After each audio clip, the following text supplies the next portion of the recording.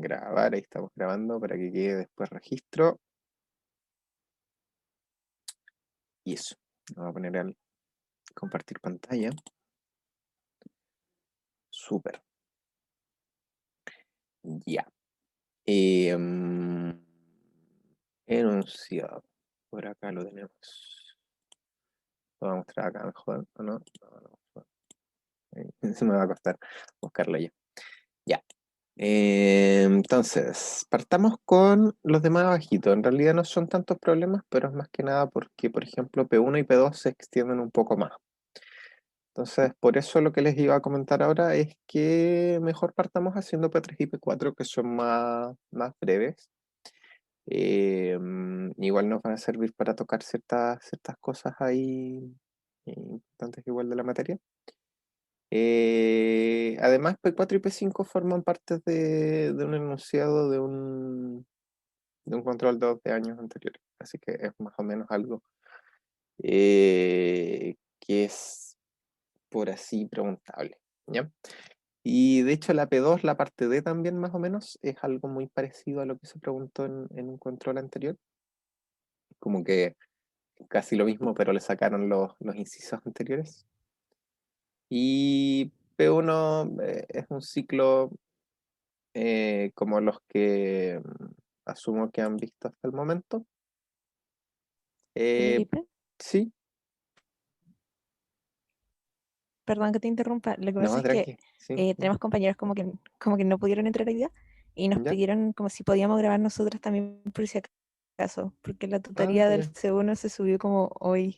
Sí, Como, sí, ¿y sí, me sí. podría dar autorización por fin para grabar? Sí, pues, te tengo que dar permiso para eso en participante. Sí. Ya. Vale, roja, ¿cierto? Y Yareli creo que también iba a grabar. Eh, ya, súper.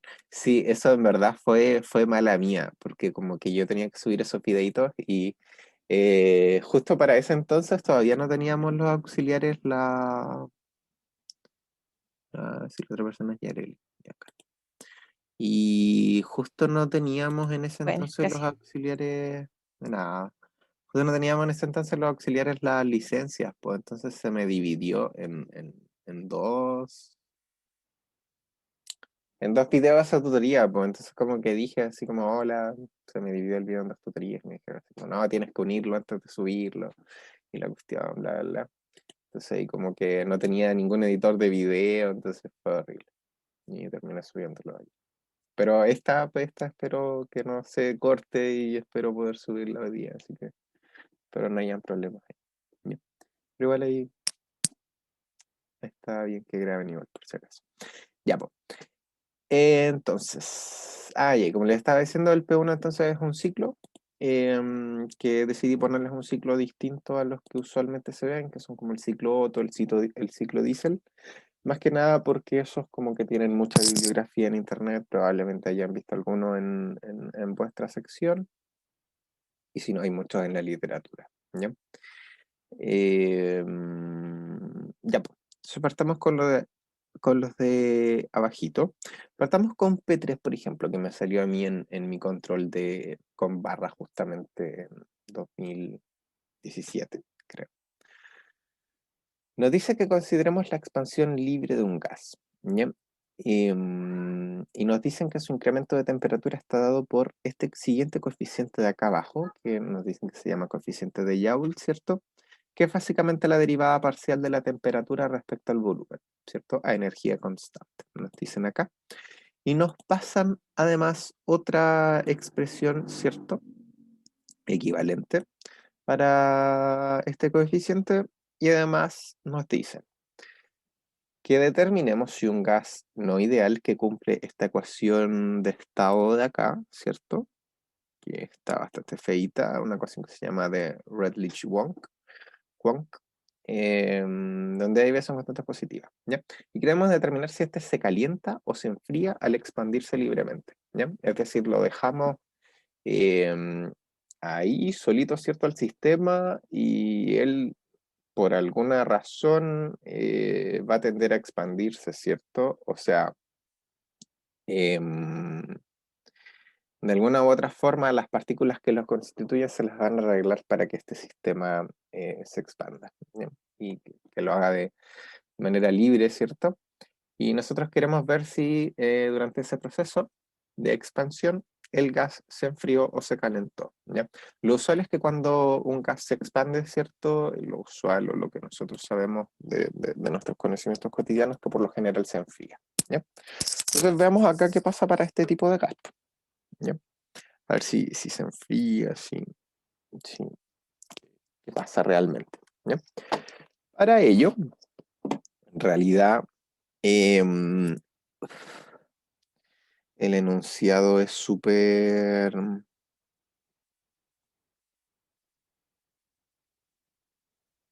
referente, ¿ya? Voy a escribir aquí, porque este es como mi borrador oficial como para T2R, pero yo cacho que más ratito, así como terminando la tutoría, voy a poner a subir el video a YouTube al tiro, porque anoche estaba subiendo la tutoría ayer y se me demoró como 3 horas en subirse el video entero. Así que apenas termine esto voy a poner a subir el video a YouTube y al ratito después les subo una pauta más bonita ya. Pero acá voy a utilizar este punto que va a ser un poco más desordenado. ¿Ya? Entonces, como les decía, el enunciado es muy sugerente porque nos pasa, ¿cierto? Estamos resolviendo P3 y nos da un coeficiente, ¿cierto? De Joule. Y nos dice que de acá vamos a poder extraer información respecto a la temperatura durante la expansión, ¿cierto? Porque si se acuerdan, la primera definición que nos dan es esta, ¿cierto? Entonces dejamos la energía fija, ¿cierto? Y evaluamos cómo cambia la temperatura al cambiar el volumen, ¿cierto? Que es lo que queremos básicamente encontrar, que es si se enfría o se calienta, ¿cierto? Cuando ocurre una expansión, ¿ya? En otros términos queremos saber si esto es positivo o negativo, ¿ya? Porque durante una expansión el diferencial de volumen va a ser positivo, ¿cierto? Porque el volumen final va a ser mayor que el volumen inicial. Entonces queremos ver nosotros si el diferencial de temperatura nos indica que la temperatura final es menor o mayor que la inicial, ¿cierto? Y de esa manera determinar si se enfría o se calienta durante la expansión, ¿ya? Pero el enunciado nos dice que además este coeficiente tiene esta otra forma, ¿ya? Que de hecho por algo la entregan, ¿cierto? Si no, no lo harían. ¿Ya? Y además nos entregan una ecuación de estado para este gas, ¿cierto? De hecho nos dicen el nombre de la ecuación, pero yo ya lo olvidé, porque era medio enredado, ¿cierto? Esa B chiquitita aparece por lo general en las ecuaciones de estado y representa usualmente un volumen partido por número de partículas. O a veces es un volumen con otros parámetros adentro, constantes, etcétera, pero por lo general nos está indicando que hay un volumen, ¿ya? La B chiquitita está acá. Ya, y esta era la cuestión que teníamos, ¿cierto? Entonces, súper, tenemos a priori casi todo, ¿cierto? De lo que necesitaríamos, ¿por qué? ¿Ya? Esta pregunta en particular era más que nada como para hacer cálculos rápidos y más que nada decir cositas conceptuales, ¿ya? Entonces, una de las cosas que teníamos que notar acá, o que es bueno notar, es que el calor específico a volumen constante lo podemos expresar en función de otras variables que conocemos o a priori deberíamos conocer, em, que es, por ejemplo, la razón de calor específico, ¿cierto? Creo que ya deben haber escuchado hablar de ella, ¿cierto? Que es básicamente el coeficiente entre el calor específico a presión constante y el calor específico a volumen constante.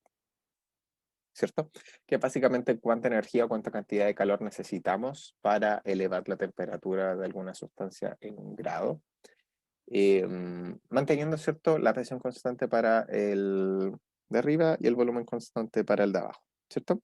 Y en general sabemos que el de arriba es mayor al de abajo porque al intentar expandir o al comprimir un gas contra una presión constante, es el mismo gas el que se opone a ese trabajo que va a realizar el agente externo, ¿cierto? Que es la compresión o el estiramiento. Entonces el mismo gas se opone con em, una cierta fuerza, con una cierta presión, ¿cierto? Que es dicha presión constante. Entonces tenemos que realizar mucho más esfuerzo para realizar dicha compresión o, digámoslo de manera más general, dicha deformación al cuerpo. Entonces, por lo general, necesitamos más energía para calentar o enfriar una determinada sustancia a presión constante, ¿ya? Entonces, en general, este gamma va a ser mayor a 1, ¿ya? Entonces, pero dejémoslo ahí por mientras, ¿ya? Entonces, vamos a poder expresar CB en función de este gamma, ¿ya? Pero dejemos eso para un poquito más adelante. Por ahora, cachemos que en realidad tenemos casi todo porque tenemos una expresión para la presión, ¿cierto? Pero nos falta esto de acá, ¿ya? Que es la derivada parcial de P respecto a T, ¿ya? Así que voy a hacer esto de manera rapidita, espero que ya estén más o menos familiarizados, más o menos adecuados, acostumbrados, acostumbradas a diferenciar parcialmente, ¿cierto? Entonces, diferenciada parcial de esto respecto a T, dejando todo lo demás constante. Nos quedaría acá, ¿cierto? Hay una T lineal, así que nos quedaría ese mismo término sin la T al derivar. Y acá, sin embargo, nos va a quedar eh, esto que es toda una constante, ¿cierto? Y tenemos que derivar T a la menos un medio, ¿cierto? Porque noten que está aquí esta barrita indicando que en realidad esa T está aquí abajito, ¿ya? Entonces, al derivar T a la menos un medio, bota su exponente, ¿cierto? Que es menos un medio. Y nos queda esta T elevado a menos un medio menos uno, que es menos 3 medios, ¿cierto? Es decir, 1 partido en T a la 3. ¿Ya? Entonces vemos que esta derivada no es otra cosa que R partido en B menos F más A sobre T a la 3 medios partido en 2B B más C. ¿Ya? Hasta aquí, hasta el momento, nada muy del otro mundo, ¿cierto? Entonces, ahora podemos reemplazar en... Ay, se me olvidó cómo se llamaba esa cosa, en J. ¿Ya? Ahora podemos reemplazar en mu J, ¿cierto? Tenemos que mu J es igual a 1 sobre el calor específico a volumen constante, ¿cierto? Ya, acá va la presión, ¿cierto? Así que tenemos que en realidad copiar todo el término de la ecuación de estos señores de nombre enredado, ¿ya? Entonces aquí está P y el otro término que nos aparece es un menos T, ¿cierto? Por el valor de la derivada que calculamos recién, ¿ya? Entonces lo voy a ordenar, ¿ya? Sabemos que esto lo estamos multiplicando por una T, ¿cierto? Así que lo voy a reescribir, pero con la T considerada. ¿Ya? Acá más por menos me queda menos, ¿cierto? Me queda un A, y si estoy multiplicando un T, y abajo tengo un T a la 3 medio, eso me quedaría como un T a la 1 medio abajo, ¿cierto? Me quedaría 2D más C. ¿Ya? Lo único que hice fue esto de acá es T por dP a dt a volumen constante, ¿ya? Y esto de acá es simplemente T. ¿Ya? Entonces.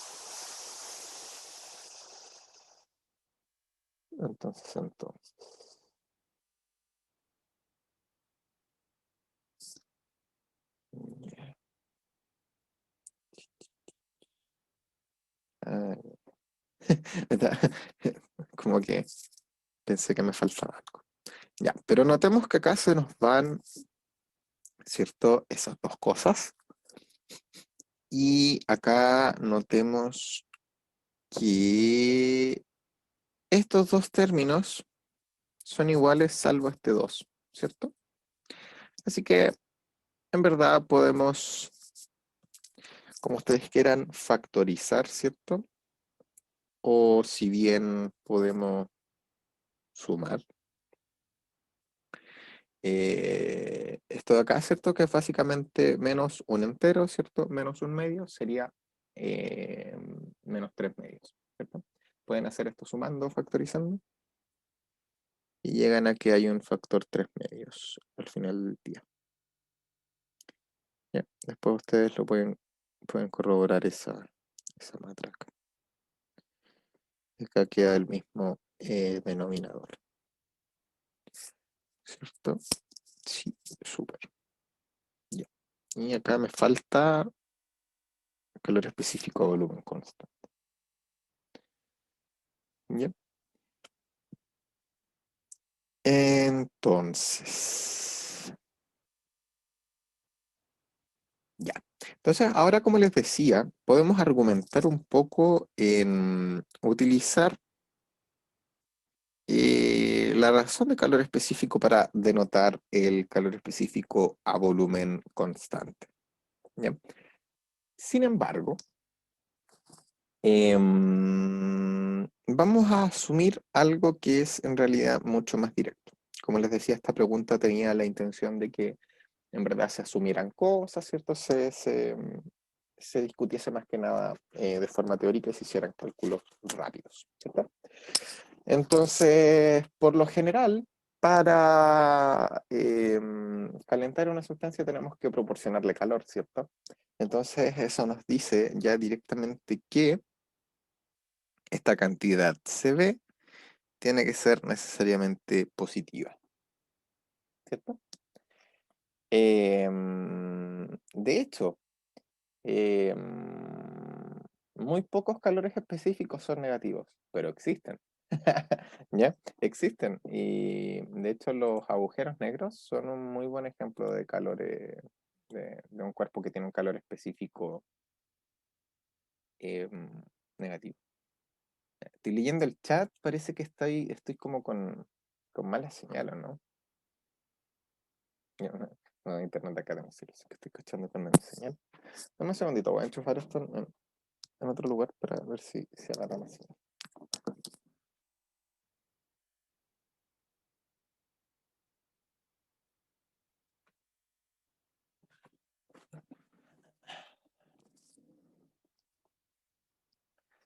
Esperemos que ahí ande mejor. Eh, si no me avisan nomás.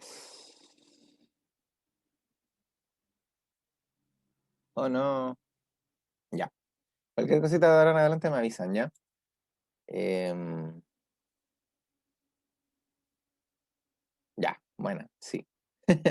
Tranqui. Repito entonces. Ya. Voy a revisar los participantes, igual que se me pasa donde estoy acá en esta otra pestaña. Y por si es que hay gente que quiere entrar.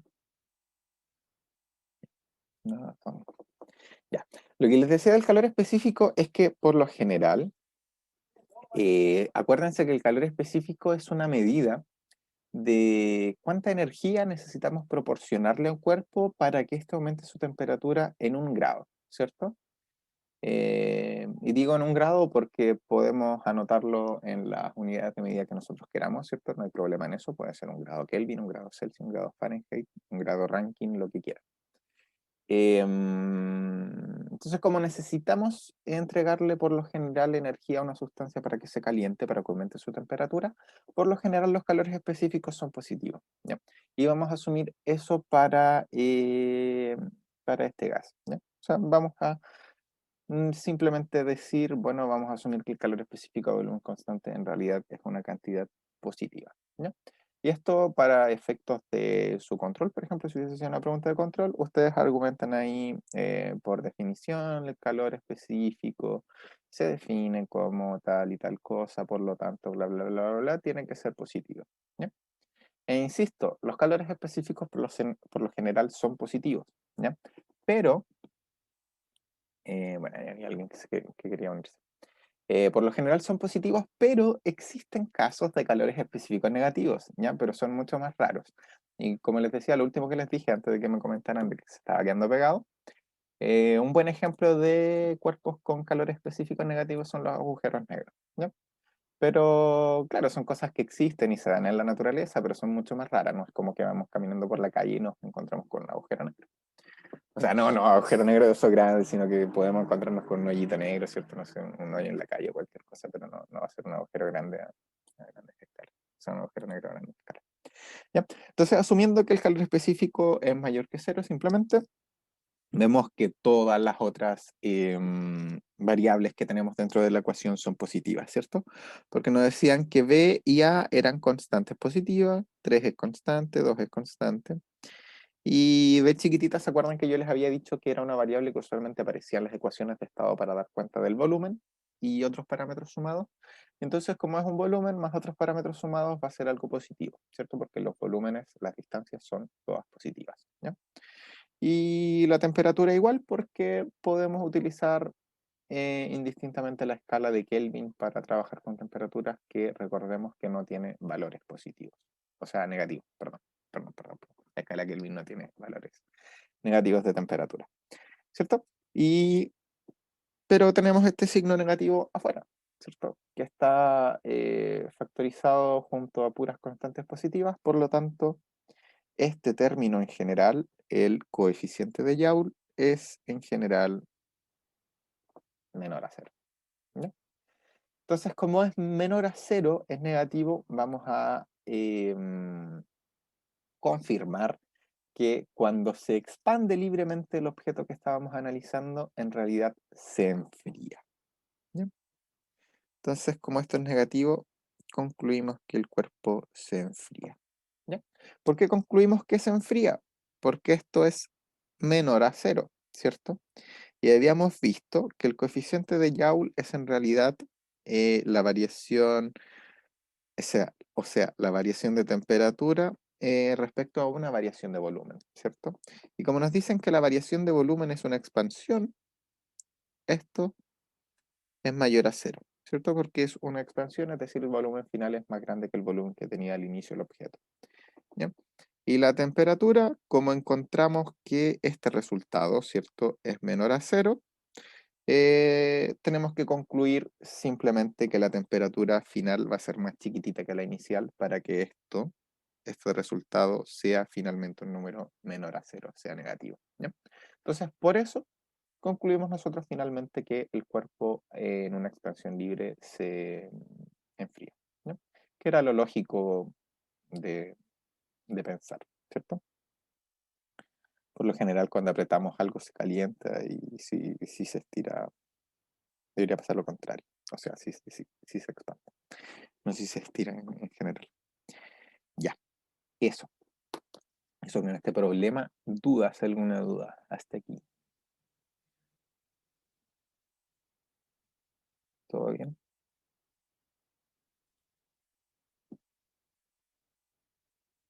Ya, súper. Cualquier cosita me interrumpen nomás. ¿Ya? Ya. Ahora, como les decía, pasemos al P siguiente, que es el P4, ¿ya? Para terminar estos dos que eran más o menos cortitos, ¿ya?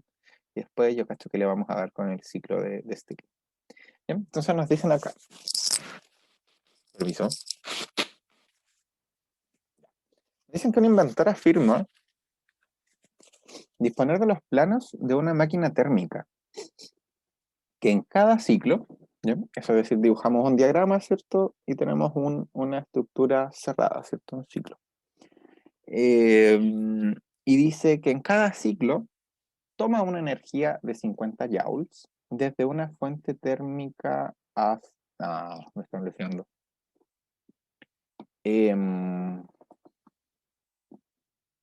Ya. Voy a detener la reunión y les pongo otro link inmediatamente al tiro en Ocursos y voy a cerrar esta porque se va a terminar la reunión en 10 minutos. Eso, porque intenté entrar con mi cuenta Chile, pero no caché cómo hacerlo. Y donde el taller de los dos relojes no tiene como la sección de clase virtual, no, como que no pude hacer la reunión con esa cuenta. ¿Ya? Así que mudémonos y empezamos con el P4. Pero Ya, vamos Felipe, rapidito. ¿Sí? lo que pasa es que podéis como crearte un correo de 10 minutos, que esto es como que se borran después de un rato, ¿En serio? y te creáis una cuenta nueva en Zoom, y Zoom siempre te regala la primera llamada ilimitada. Entonces podía No hacerla como cachaba. con los correos de 10 minutos y así siempre tenéis llamadas ilimitadas. Qué choro. Buena. Ya, súper. Buena, pero como para no hacer eso ahora así como el tiro. Lo hacemos más rapidito, me va a salir y se meten al otro link nomás, ¿ya? Decía igual por el dato. ¿Ya? Entonces, vámonos. Ya, ahí estamos nuevamente. Ya. Entonces, teníamos este señor, este inventor, ¿cierto? Que llega un día a nuestra oficina, ¿cierto? Somos ahí, estamos ingenieros titulados e ingenieras tituladas de la Universidad de Chile ahí, Buchef, SFM. Y llega un inventor y nos dice, mira, en verdad tengo esta máquina que en cada ciclo toma una energía de 50 joules desde una fuente térmica que está a 600 Kelvin, realiza un trabajo de 25 joules y además entrega 25 joules a una fuente térmica a 300 Kelvin. ¿Ya? ¿Financiaría usted la construcción de esta máquina? ¿Sí o no? Voy a aceptar ahí nuevamente. Ya. Y a Yareli tengo que darle eh, permiso para grabar igual. Ya. Vamos a poner aquí. Tiro permiso. Allow to record. Ya. Entonces analicemos un poco más en detalle esto. ¿Ya? Creo que era acá. Ya. Entonces. Dependiendo de qué tan formales queramos ser, ¿cierto? Podemos o no dibujar una especie muy simplificada, muy rápida y muy abstracta de un ciclo, ¿cierto? Ya, pucha, me queda horrible, en verdad. Ya, pero ustedes imaginen que es un ciclo muy bonito, ¿cierto? Con todas sus fases bien definidas. ¿Ya? Porque en verdad no tenemos mayor información de esto. ¿Ya? Simplemente lo que nosotros sabemos es que en términos de máquinas, ¿cierto? Tenemos acá 600 Kelvin, acá tenemos 300 Kelvin y acá está la máquina de este señor. ¿Ya? Entonces, ¿qué nos decía este caballero? Nos decía que esta máquina térmica toma 50 joules de la fuente de 600 kelvins. ¿Ya? Lo estoy dibujando mientras, pero tranqui, después va a aparecer mágicamente cuando cambie. Realiza un trabajo de 25 joules y además libera 25 joules a, a un foco de temperatura de 300 kelvins. ¿Ya? Es decir, tenemos este súper esquema de acá. ¿Ya? En verdad es súper simplificado, pero por lo general para máquinas térmicas conviene hacerse un dibujito con un par de flechitas, calores y trabajos entrando y saliendo. ¿Ya? Entonces, esto es lo que pasa al final del día. ¿Ya? Entonces, esta máquina lo que hace es quitarle energía a este foco de temperatura, ¿cierto? Que está a una temperatura más alta que este otro foco. le quita 50 joules, ¿ya? Podemos pensar que esto es un refrigerador, no sé, cualquier cosita, un calefactor, cualquier cosa similar, ¿ya? Entonces, ahora, de estos 50 joules, esta máquina utiliza 25 para realizar el trabajo que quiera que vaya a realizar, ¿ya? Puede ser cualquier tipo de máquina. Recordemos que los automóviles funcionan con ciclos termodinámicos, ¿cierto? El ciclo diésel, de hecho, porque por el tipo de combustible diésel. El ciclo Otto, ¿cierto? Usamos refrigeradores con ciclos termodinámicos, entre muchas otras cosas. Entonces, puedo utilizar este trabajo para lo que esta máquina quiera. Y después lo importante o lo interesante es que vuelve a botar, o sea, el porcentaje que no utiliza de esta energía que adquirió acá, del foco caliente, lo que no lo utiliza, ¿cierto? Lo está desechando al foco frío. Y... Ya, quiero cerciorarme que no hubiese nadie esperando. Y entonces, y nos damos cuenta de que es el resto, ¿cierto? Porque el trabajo que utilizó y la energía que botó suman la energía que sacó del foco caliente, ¿ya? Entonces, para ser un poco más formales, de todas maneras, vamos a utilizar un par de ecuaciones que nos entreguen un poco más de información respecto a esto, ¿ya?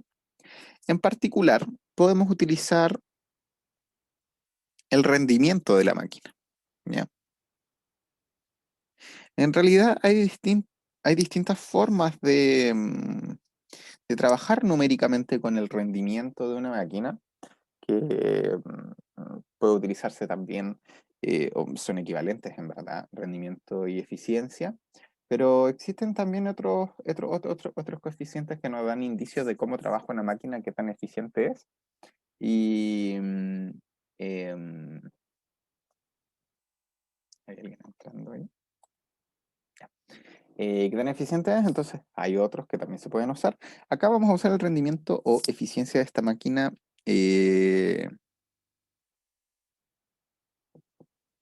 La eficiencia, ¿cierto? O rendimiento que viene dado o se anota usualmente con la letra eta, ¿ya? Y se calcula como 1 menos el módulo del trabajo que realiza la máquina, ¿ya? Em, en verdad no quiero ser tan, porque las notaciones, según yo, las notaciones en termodinámica es una cosa de tirarse del pelo así, porque como que hay muchas distintas y están como todas muy revueltas. Por ejemplo, las temperaturas de focos fríos o calientes, como que se confunden a veces con el inglés, porque caliente en español es caliente y frío en inglés es cold, entonces como que se utiliza la T sub C a veces para calientes o para frío. Entonces, las cuestiones de notación en termodinámica son siempre súper molestas, ¿ya? Entonces tampoco quiero ser tan... Es que eso, ¿ya? ¿Ven? ¿Ven? Eso. Entonces, le voy a poner una R, ¿ya? Y bueno, lo importante no es la etiquetita que le pongamos abajo, ¿cierto? Lo importante es saber identificar a qué se refiere cada uno de estos valores, ¿ya? Entonces, para calcular el rendimiento de una máquina, lo que hacemos es a uno le restamos, ¿cierto?, el valor absoluto del trabajo, y es el trabajo que realiza la máquina, ¿ya? Es la cantidad de trabajo, la cantidad de energía que puede realizar o que realiza efectivamente una máquina dada una cierta fuente de alimentación, ¿ya? Una cierta fuente de energía, ¿ya? Y lo de abajo, el Q sub in, es básicamente el calor que utilizó para traducirlo en un cierto trabajo, ¿ya? Es decir, es como la energía que está recibiendo, ¿ya? De uno de los focos. Entonces dividimos el trabajo que realiza la máquina por el calor que le entró a la máquina, ¿cierto? En otras palabras, para nuestro caso, lo que tendríamos acá sería 1 menos, la máquina realiza 25 julios de trabajo, ¿cierto? Y absorbía 50 julios de una fuente de un foco caliente, ¿cierto? Pero esto es un medio, ¿cierto? Así que la eficiencia real de nuestra máquina sería de un 50%. ¿Ya? Está súper entonces, o sea, yo así, 50% de eficiencia, hoy así la compro, así, no, ya, yo se lo financio. Señor, por favor. ¿Ya? Pero hay otro detalle, ¿ya? Y es que siempre que trabajemos con máquinas tenemos que tener muy claro que existe un límite teórico y práctico máximo al cual puede funcionar una máquina, ¿ya? Y este límite máximo corresponde a un ciclo reversible, usualmente se denomina el ciclo de Carnot, ¿ya? Entonces, lo que hacemos para ver si una máquina en realidad es posible que exista, es posible construirla o no, si tiene sentido o no respecto a las leyes de la física, lo que hacemos es comparar su eficiencia teórica con la eficiencia teórica de un ciclo reversible, ¿ya? O sea, de un ciclo de Carnot, ¿ya? Así que calculemos cuál sería el equivalente de la eficiencia de Carnot para esta máquina, ¿ya? Y ver si en realidad es posible construirla o no, ¿ya? Porque a priori con esta eficiencia se ve súper buena, pero puede que en verdad no sea tan bueno como parece, ¿ya? Entonces, por otro lado, el rendimiento de Carnot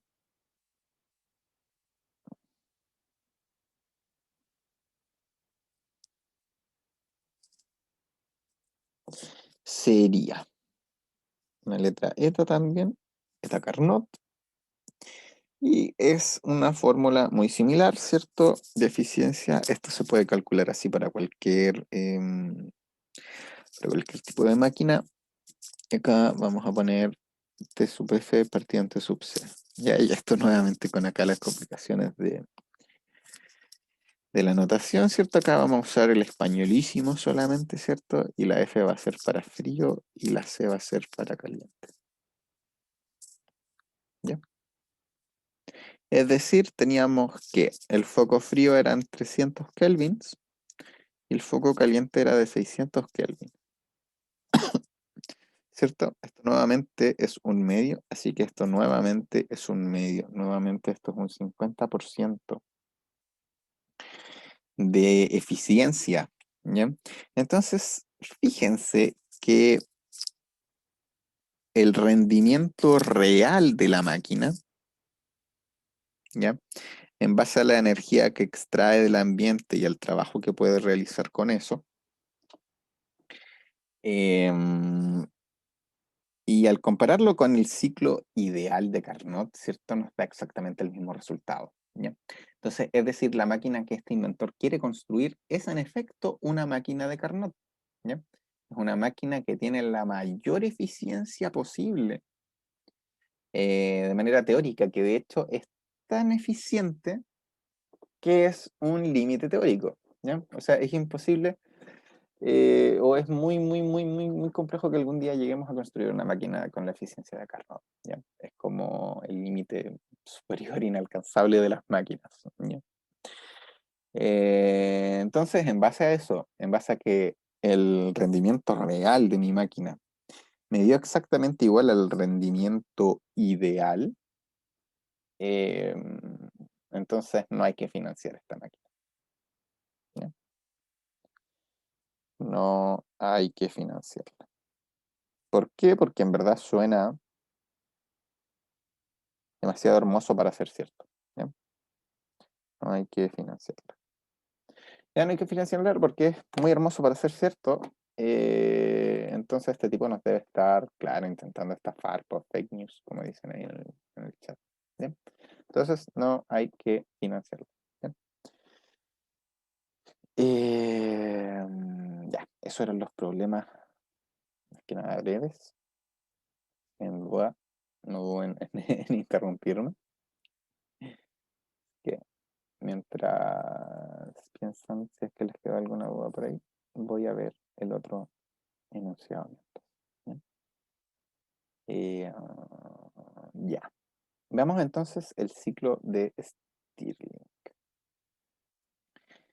Entonces, nos dicen un ciclo de Stirling ideal, sin regeneración De hecho, había pensado en poner un ciclo con regeneración, pero no estoy seguro si lo habían visto, porque de cuando yo di el ramo creo que no se analizaba mucho, ¿ya? Pero la regeneración es cuando en alguna parte del ciclo reutilizamos parte del material como nuevamente parte del ciclo, ¿ya? No sé si, por ejemplo, están más o menos familiarizados con los funcionamientos de los motores eh, tipo diésel, ¿cierto? Que son de ciclo diésel. Y estos utilizan los gases que supuestamente deberían ser de desecho, ¿cierto? Lo utilizan para volver a inyectarle energía al motor, ¿ya? Entonces, acá pasa algo similar cuando tenemos un ciclo con regeneración, ¿ya? Utilizamos cosas que deberían ser de desecho, ¿cierto? O que deberían estar saliendo del ciclo, las volvemos a introducir al ciclo para que sigan cumpliendo determinadas tareas, ¿ya? Entonces nos dice que tenemos inicialmente algún objeto, ¿cierto? Algún fluido con 500 centímetros cúbicos de aire. Y está a 300 Kelvin, ¿cierto? Y a 100 kilopascales. ¿Ya? Este va a ser el estado A, ¿ya? Después pasamos a un estado B que mediante una compresión, ¿cierto? Isotérmica, temperatura constante, hasta que lo reducimos, ¿cierto? A un volumen de 50 centímetros cúbicos, ¿ya? Luego calentamos el gas hasta una temperatura de 450 kelvins, manteniendo fijo el volumen, ¿cierto? Se va a hacer el estado C. Y finalmente pasamos a un estado D mediante una expansión del gas a temperatura constante nuevamente hasta que vuelva a su volumen inicial. Y finalmente volvemos a enfriar el gas, mantenemos fijo su volumen, ¿cierto? Hasta que la temperatura vuelva a ser la misma que al comienzo y se vuelva a repetir el ciclo, ¿ya? Entonces, para este ciclo nos piden indicar gráficamente cómo sería un diagrama PdB, ¿cierto? Calcular el trabajo y el calor que entra en el sistema en cada uno de los 4 pasos y calcular el rendimiento del ciclo, ¿ya? Básicamente acá es asumirlo como máquina, ¿cierto? Ver cuánto es su rendimiento. Acá es separar por etapas, ¿cierto? Cada paso y analizar trabajo y calor dependiendo de qué tipo de proceso sea. Y acá es dibujarlo, ¿cierto? Es muy similar a, no sé si ya les habrá entrado en el control 1 algún ciclo, porque cuando conversé con Daniel, que es el auxiliar de barra, me había dicho que probablemente les entraran ciclos para el control pasado, pero ahora cuando le pregunté por la información para este control, me mandó como nuevamente problemas que incluían ciclos, ¿ya? Así que por eso puse justamente un ciclo, pero también con una pequeña preguntita de lo que sería pensado en máquinas, ¿ya? Este otro es de un refrigerador, pero es un poco más simple, ¿ya? Así que por eso lo estoy dejando como por el final, porque en realidad es más simple. Yo creo que si ven la pauta van a cachar en caso de que no alcancemos a hacerlo. Así que démosle con el P1, ¿ya? Entonces, P1 tenemos un ciclo de Stirling, ¿ya? ¿Por qué elegí este ciclo? Porque en mecánica estadística hay una aproximación que se llama la aproximación de Stirling. Y en realidad yo no sabía que este tipo había hecho alguna otra cosa interesante, pues, pero también hizo este ciclo, así que todos los días se aprenden cosas nuevas, ¿ya? Así que vamos a ver qué más hizo Stirling por la humanidad, ¿ya? Voy a buscar yo aquí mis pequeños apuntes porque en verdad son... hay que usar numeritos, ¿cierto? Y yo ya no soy una calculadora humana, ¿ya? Entonces, ordenemos cada uno de los estados, ¿cierto? El estado A, súper simple, nos lo da en el enunciado, ¿cierto? Nos dice que partimos con un volumen inicial de 500 centímetros cúbicos, ¿cierto? Que es el equivalente a 5 por 10 a la menos 4 metros cúbicos, ¿ya? Recuerden que un centímetro, o sea, no, 100 centímetros son un metro, entonces si quieren tener la equivalencia entre centímetros cúbicos y metros cúbicos, elevan esto al cubo y nos queda 100 a la 3 centímetros cúbicos es igual a 1 metro cúbico. ¿Ya? Y ahí esa es la conversión, ¿cierto? Que yo ya la hice rápidamente. ¿Ya? Además nos dicen que la temperatura en A era de 300 Kelvin, ¿cierto? Y la presión eran 100 kilopascales. ¿Cierto? Que yo voy a anotar al tiro como día las 5 pascales. Entonces, ¿ya? Entonces esto es nuestro estado inicial. Y tenemos que ver ahora qué pasa al llegar al estado B, ¿cierto?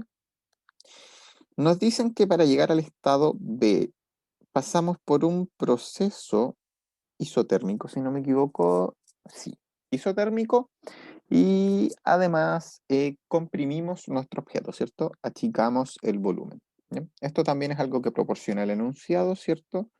Nos dice que mantenemos la temperatura igual, es decir, se mantiene todavía en 300 kelvins, y el volumen lo reducimos a 5 por 10 a la menos 5 metros cúbicos, ¿no? Que era el equivalente a 50 centímetros cúbicos, nuevamente convertido inmediato. Ya, acá tenemos que calcular si la presión no la da el enunciado. Sin embargo, nosotros sabemos que en este ciclo la cantidad de materia se mantiene constante, ¿ya? O la cantidad de sustancia, si quieren. Entonces,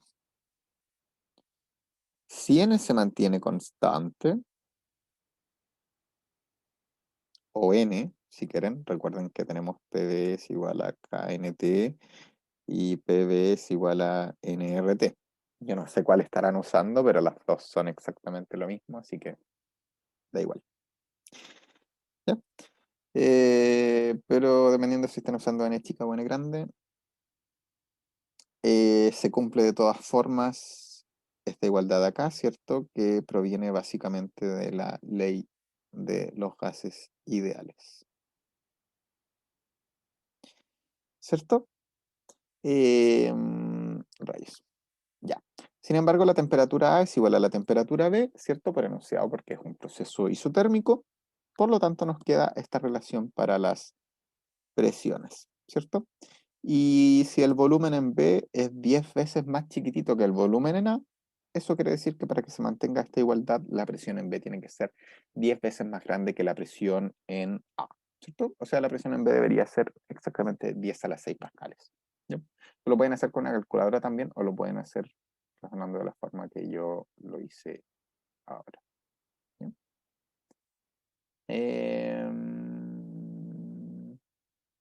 Claro, aunque el enunciado no diga que es un gas ideal, lo asumimos, ¿ya? Claro, porque dice Stirling ideal y además porque no hay muchos otros sistemas que nosotros conozcamos como para evaluarles este tipo de cosas, ¿cierto? Entonces, por lo general, los ciclos se trabajan con gases que son ideales, ¿ya?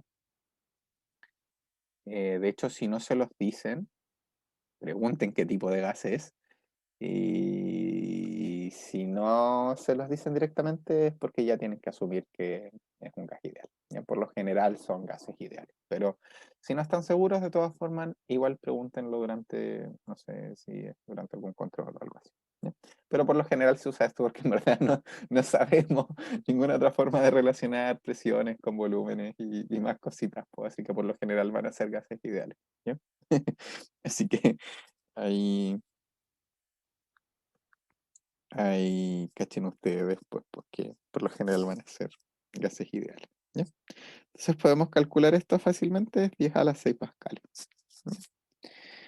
Y en realidad los siguientes estados es lo mismo. ¿Ya?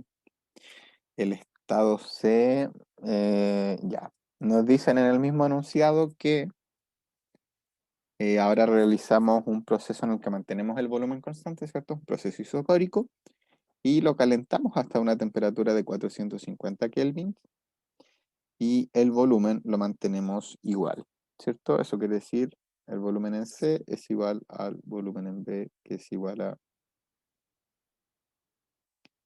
5 por 10 a la menos 5 metros cúbicos, ¿cierto? Ya. La presión en C la calculamos nuevamente asumiendo ecuación de estado de gases ideales, ¿cierto? Bien. Ahora tenemos volúmenes iguales, ¿cierto? Temperaturas distintas, etcétera, etcétera. Podemos despejar de acá la presión de C. Encontrar después, ustedes pueden ahí confirmar en sus casas. Y nos da este valor para la presión en C. ¿Ya?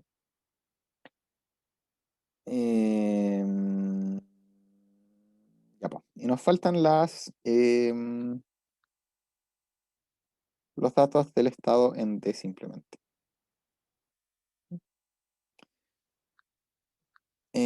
Ya, y acá el enunciado nos dice, nuevamente, que mantenemos la temperatura, ¿cierto? Nuevamente constante en 450 kelvins. Ya. El volumen tiene que ser el mismo volumen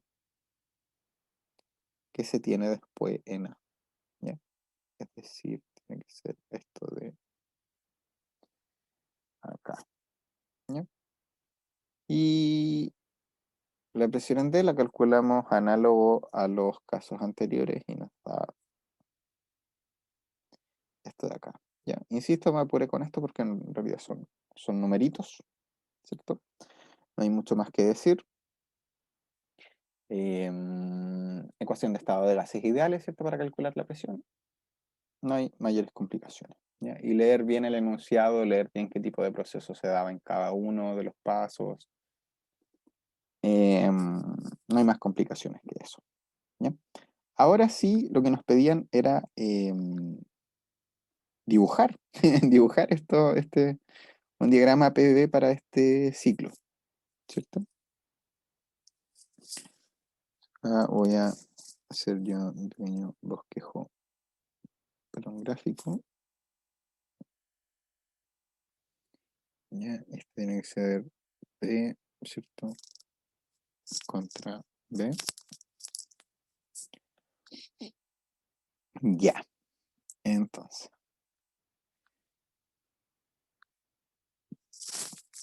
¿Con qué color lo hago? Lo voy a hacer con un verde. Ya, voy a fijar aquí el punto A de inicio. ¿Ya? O sea que acá va a estar B sub A igual a 5 por 10 a la menos 4 metros cúbicos. Lo voy a poner acá en la medida de B. Y acá voy a poner los pascales. Ya. Entonces, ¿cuál sería el siguiente punto que dibujarían? Oh, está chueco el gráfico. Ya, filo, igual, igual quedó más o menos un ángulo recto entre las líneas, con eso me conformo. ¿Ya? Yo dibujaría próximamente el punto D. ¿Ya? ¿Por qué el punto D? Porque sé que tiene el mismo volumen que el punto A. ¿Ya? La presión, sin embargo, es un poquito más grande. ¿Ya? Así que como la presión es un poquito más grande, lo dibujo un poquito más arriba, pero derechamente arriba de A porque los volúmenes son exactamente los mismos. ¿Cierto? Después, puedo darme cuenta que el volumen de C con el volumen de B también son iguales y son más chiquititos que el volumen de A y el volumen de B. O sea, tengo que dibujarlos más a la izquierda. ¿Ya? Por otro lado, la presión de B es más grande que la presión de A, ¿cierto? Sin embargo, es más chiquitita que la presión de C. ¿Ya? Pero B y C tienen el mismo volumen, así que tengo que dibujar C un poco más arriba que B, ¿cierto? Porque C tiene mayor presión que B. ¿Ya? Es decir, esto era D, y entonces B va a ser algo más o menos como esto, y C va a ser algo más o menos como esto de acá. ¿Ya? Entonces al final del día nuestro ciclo se va a ver algo más o menos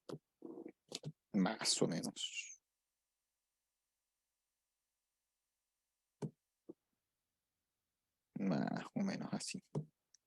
¿Ya? Esto en realidad debería ser como mucho más curvito, como suavecito, una curva muy suave. Y esto así como derecho para arriba nomás. Y esto acá también derecho para arriba porque es a volumen constante. De hecho acá, este era el BC, ¿cierto? O BD, que era igual a 5 por 10 a la menos 5 metros cúbicos, ¿ya? Y acá van las respectivas presiones, ¿cierto? Que ya calculamos. No recuerdo si la de D o la de B tenía que ser más grande una que la otra, ¿ya? Pero ahí ustedes lo pueden arreglar porque, a ver, la de B tiene que ser, la de B tiene que ser más grande que la de D, ¿ya? Y yo la dibujé más abajito, así que ahí tuve una pija en el dibujo, ¿ya? PB en realidad es más grande que PD, ¿ya? Sorry por eso. Y la de C sí era la más grande de todas, ya ese es el que queda arriba como máximo. Ah, rayos. Ya. Nuevamente me apareció el mensaje de que nos quedan 10 minutos porque las reuniones no premium duran 40 minutos.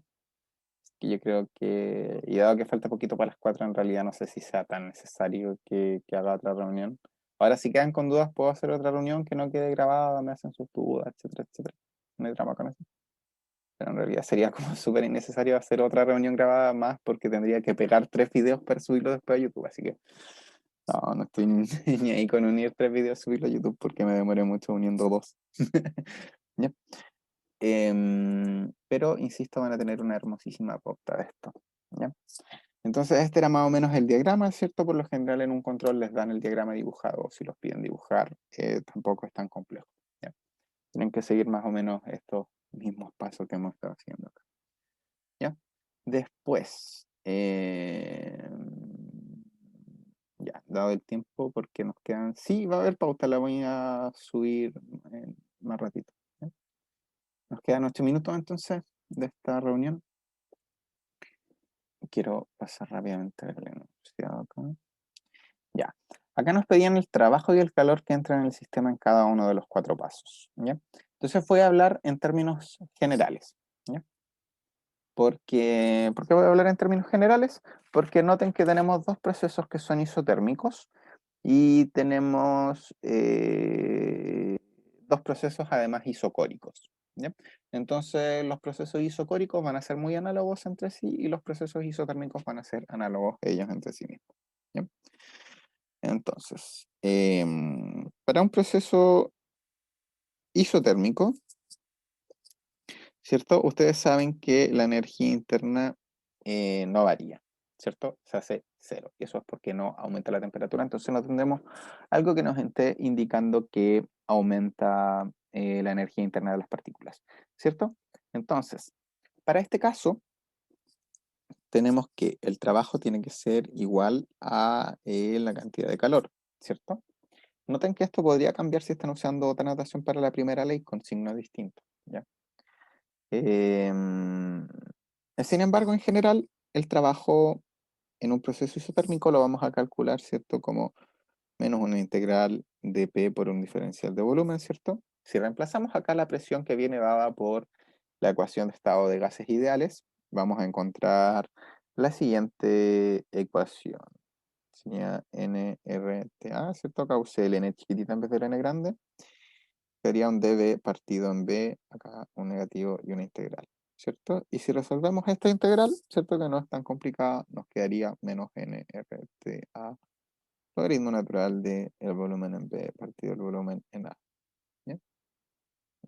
6 minutos, ya. Rápidamente, noten que esto no es nada más ni nada menos que la presión de A por el volumen de A, ¿cierto? Es porque es la ecuación de estado del gas ideal, ¿cierto? Tenemos todos estos valores numéricos, ¿cierto? Así que la primera compresión isotérmica utiliza un trabajo de 115,1 julios, ¿ya? Entonces, el calor tiene que ser igual y de signo contrario. A mí me gusta usar esa notación, ¿ya? La que llevan signo contrario si delta U es igual a cero, ¿ya? Porque a mí me gusta la notación que es así, ¿ya? Entonces, si esto es 0, tienen que uno ser el signo, tiene que tener el signo contrario del otro, trabajo y calor. ¿Ya? Entonces, ¿ya? Repetimos esto para el otro proceso isotérmico, ¿ya? El otro proceso isotérmico sí nos va a dar un valor de trabajo negativo, ¿ya? Ojo con eso. Y eso es porque estamos expandiendo el cuerpo, ¿ya? 5 minutos, ya. Entonces así se trabaja lo isotérmico, ¿ya? Esta es la típica ecuación de trabajo para isotérmico, siempre se anula la energía interna. Por otro lado, para un proceso isocórico no hay trabajo, ¿cierto? Que es el otro tipo de proceso que tenemos en nuestro ciclo. Para un isocórico, entonces no hay trabajo, ¿ya? Y eso es porque delta B es igual a 0, entonces P por delta B es igual a 0, idénticamente, ¿cierto? Entonces, si no existe trabajo, tenemos que la energía interna es simplemente el cambio en el calor, ¿cierto?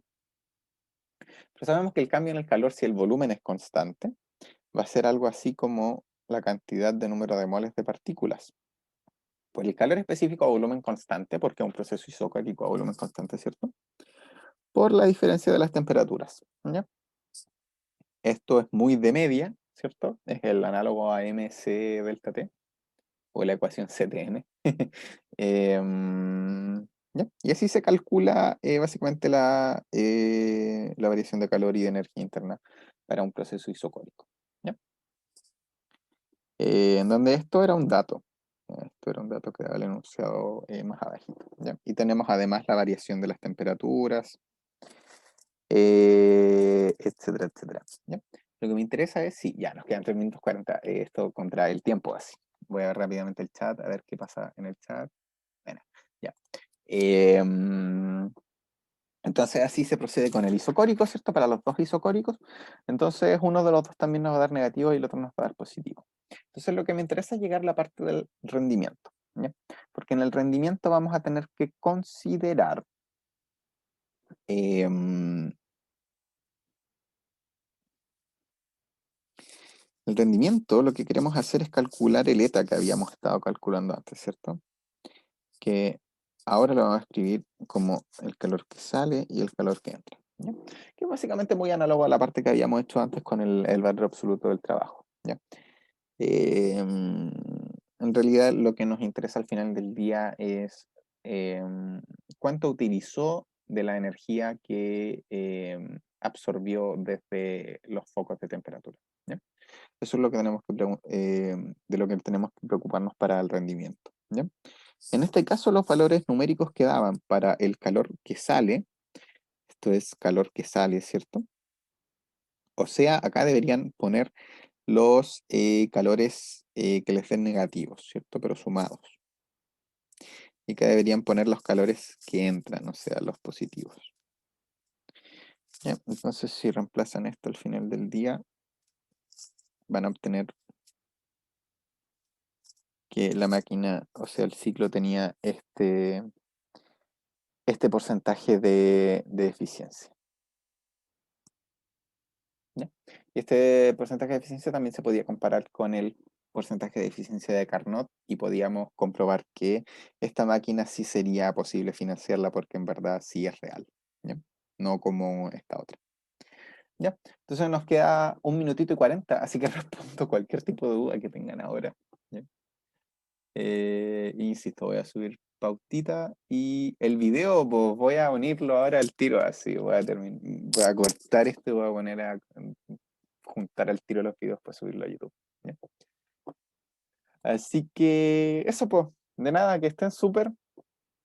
Entonces, si no tienen más dudas, yo me retiro, que les vaya súper, súper, súper mañana. Ojalá puedan aprender mucha termodinámica, un ramo súper entretenido. Y eso, pues les voy a subir pautita y el videito. Así que eso, nos estamos viendo para otra ocasión, para otro control de termodinámica. Recuerden que nos pueden encontrar bueno, yo soy el único tutor de termo en realidad, del T2R, así que me pueden encontrar a mí los días miércoles de 6 a 7 y viernes de 3 a 4, por si tienen dudas, más dudas de termo. ¿Bien? Así que eso, pues, que estén súper, cuídense y que les vaya Gracias. bacán. Chao. Chau. Gracias. Ah.